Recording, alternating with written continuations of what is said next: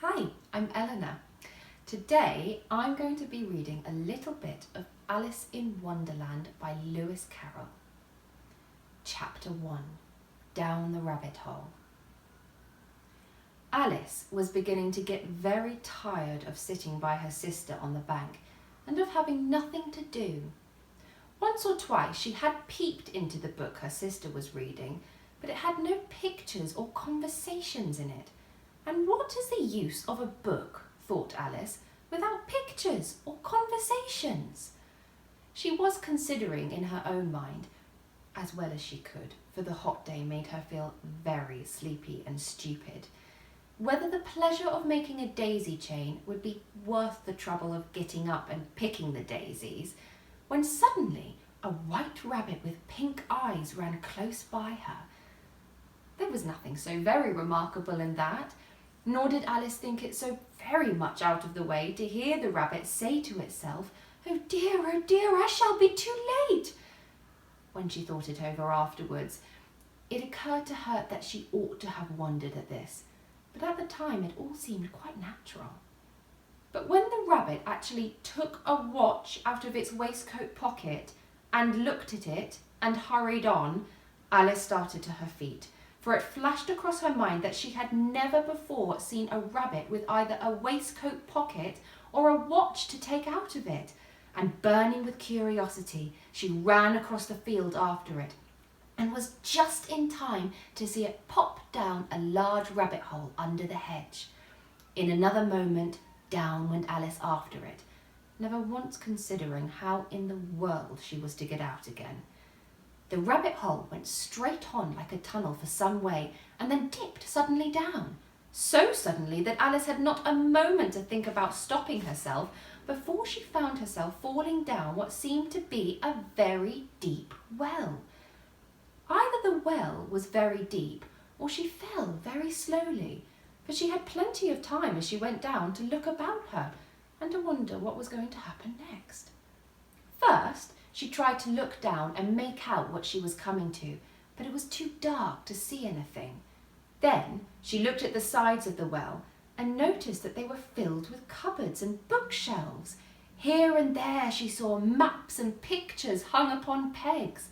She took down a jar from one of the shelves as she passed.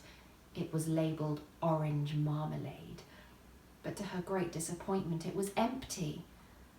She did not like to drop the jar for fear of killing somebody underneath, so managed to put it into one of the cupboards as she fell past it.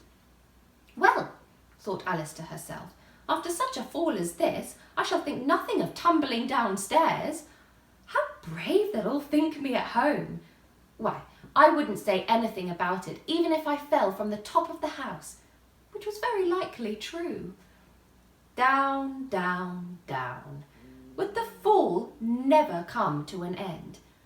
I wonder how many miles I've fallen at this time, she said aloud. I must be getting somewhere near the centre of the earth. Let me see. That would be 4,000 miles down, I think. For, you see, Alice had learned several things of this sort in her lessons in the schoolroom, and though this was not a very good opportunity for showing off her knowledge, as there was no one to listen to her, still, it was good practice to say it over. Yes, that's about the right distance. But then I wonder what latitude or longitude I've got to. Alice had not the slightest idea what latitude was, or longitude either, but she thought they were nice, grand words to say. Presently, she began again. I wonder if I shall fall right through the earth. How it'll seem to come out among the people that walk with their heads downwards. The antipathies, I think. She was rather glad there was no one listening this time, as it didn't sound at all like the right word. But I shall have to ask them what the name of the country is, you know. Please, ma'am, is this New Zealand or Australia? And she tried to curtsy as she spoke. Fancy curtsying as you're falling through the air. Do you think you could manage it? And what an ignorant little girl shall think me for asking. No, it'll never do to ask. Perhaps I shall see it written up somewhere. Down, down, down. There was nothing else to do, so Alice soon began talking again. Dinah'll miss me very much tonight, I should think. Dinah was the cat.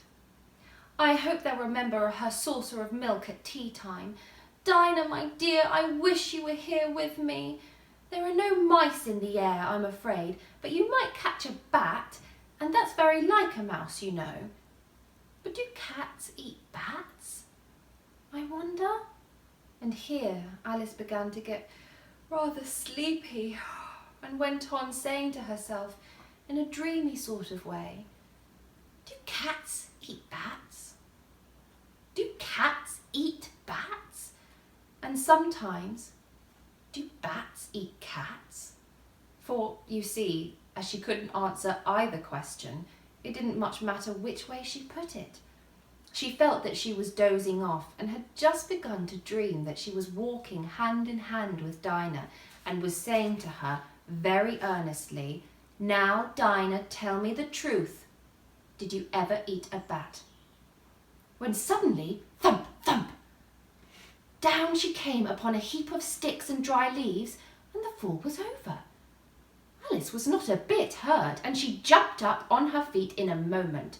She looked up, but it was dark overhead. Before her, another long passage, and the White Rabbit was still in sight, hurrying down it. There was not a moment to be lost. Away went Alice like the wind, and was just in time to hear it say, as it turned a corner, oh, my ears and whiskers, how late it's getting! She was close behind it when she turned the corner, but the rabbit was no longer to be seen. She found herself in a long, low hall, which was lit up by a row of lamps hanging from the roof. There were doors all round the hall, but they were all locked. And when Alice had been all the way down one side and up the other, trying every door, she walked sadly down the middle, wondering how she was ever going to get out again. Suddenly, she came upon a three-legged table, all made of solid glass. There was nothing on it but a tiny golden key, and Alice's first idea was that this might belong to one of the doors of the hall. But alas, either the locks were too large or the key was too small. But at any rate, it would not open any of them. However, on the second time round, she came upon a low curtain she had not noticed before, and behind it was a little door about 15 inches high. She tried the little golden key in the lock, and to her great delight, it fitted. Alice opened the door and found that it led into a small passage, not much larger than a rat hole. She knelt down and looked along the passage into the loveliest garden you ever saw. How she longed to get out of that dark hall and wander among those beds of bright flowers and those cool fountains. But she could not even get her head through the doorway. And even if my head would go through, thought poor Alice, it would be of very little use without my shoulders. Oh, how I wish I could shut up like a telescope. I think I could, if I only knew how to begin. For, you see, so many out-of-the-way things had happened lately that Alice had begun to think that very few things indeed were really impossible.